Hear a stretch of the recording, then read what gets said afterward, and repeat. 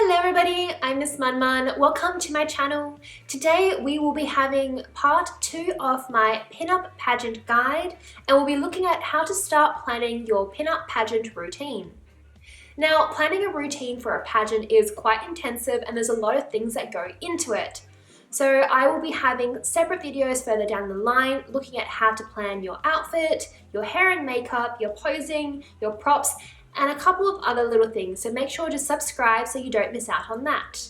The first thing you should do when planning your pinup pageant routine is find out the basics. This includes information on how many rounds there are, how much time you have on stage, how much time between rounds, are you allowed props, can you bring your own music, are there stage kitten, and is there easy accessibility to the stage? Other important basic information that you really need to know when planning your pageant routine are the safety requirements. One example of such a limitation is Pinup Doll Australia has a rule that you can't have glitter or any liquids on stage.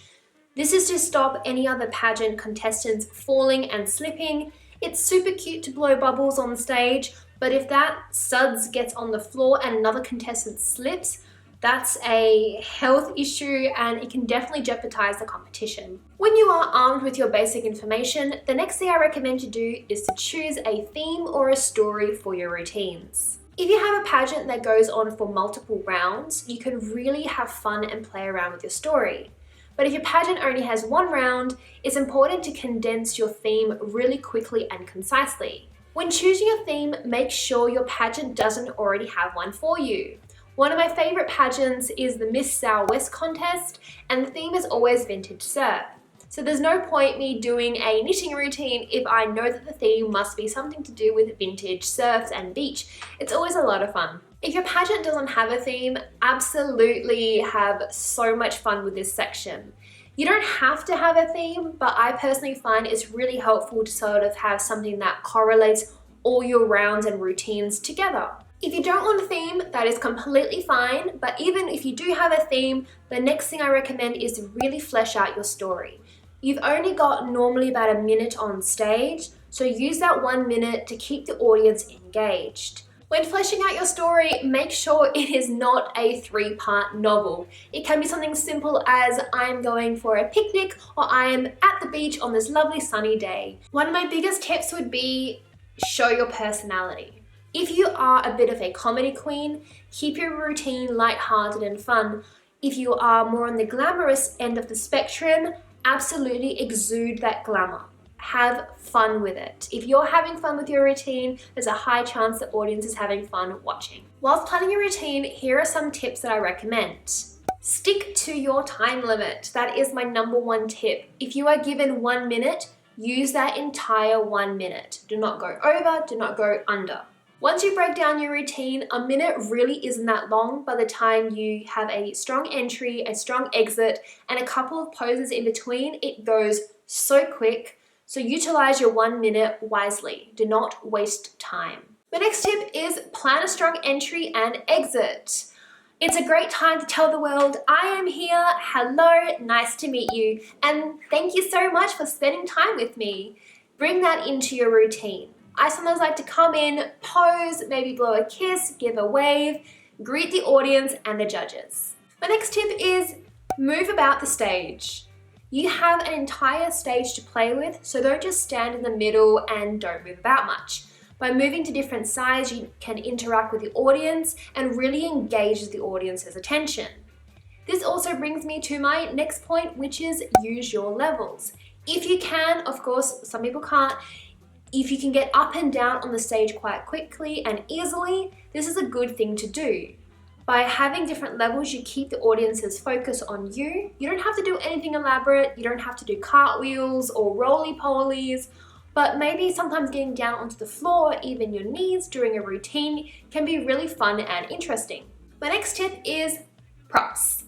If your pageant allows you to bring props, make sure that they are a help and not a hindrance.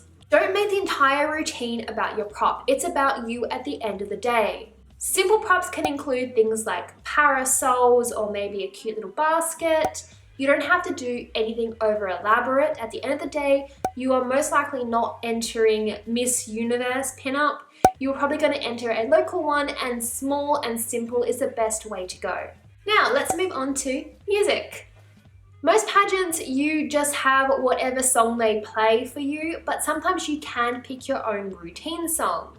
Choose your song wisely. It's okay if it was an absolute banger, but does it fit with your routine?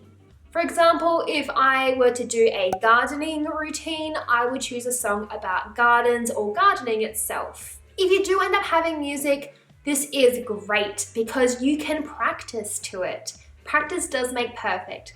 Sometimes if you are able, you can put a couple of extra blank seconds at the beginning and end of your song choice. So when you practice, you can quickly press play, run to your start line, and get ready to enter your stage.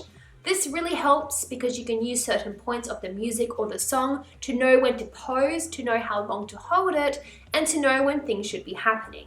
My next big tip is keep it simple. I can't stress this enough. You don't need to do anything huge or elaborate. I have seen girls go up on stage with nothing but a parasol, which is broken, and smash the competition like no one else. My next big point is have a key moment in your routine.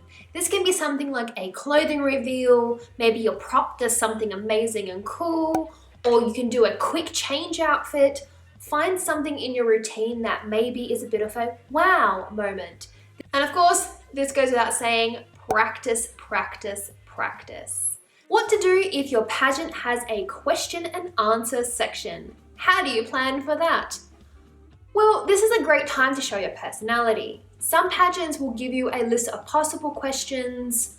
Go through them. I always get someone to read it out to me, and I will just answer the question as if I were on stage. If you do get asked a question and you have no idea how to answer it, some pageants throw in a mystery question or you have to name something. It's okay to be honest and just say you don't know. Of course, when answering the question, speak clearly, speak slowly, and just take a breath and answer. If your pageant has a talent section, here's some ways to prep for that. This is a time to play to your absolute strengths. If you have an amazing talent, do that on stage and make sure it translates well on stage. If you can find a way of linking that to your theme or your story, even better. If you are still stuck for talent ideas, maybe start looking at your hobbies. If you enjoy painting or crochet or knitting, that is a great way of displaying it as a talent. I myself have done knitting as one of my talents, which was a little bit ridiculous, but I don't really sing or dance, and I feel that those kind of talents are really dominating in these sections.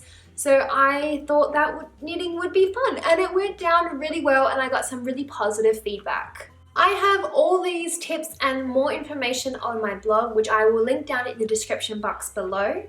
But that is it for today's video. Thank you so much for hanging out with me. If you would like to like, comment and subscribe and become a part of my channel, you are more than welcome to. I'd also love to see you on any of my social media. It's all linked down below.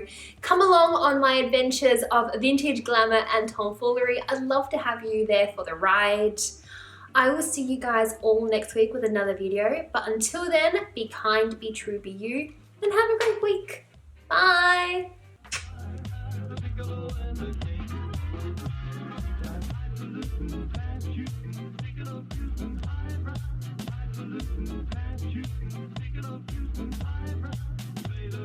Keep it short, keep it sharp, keep it simple. Sharp. Have a strong entrance and entrance. You gotta enter twice. That's a really loud plane. Why did I struggle filming this video so much? I think I need noodles.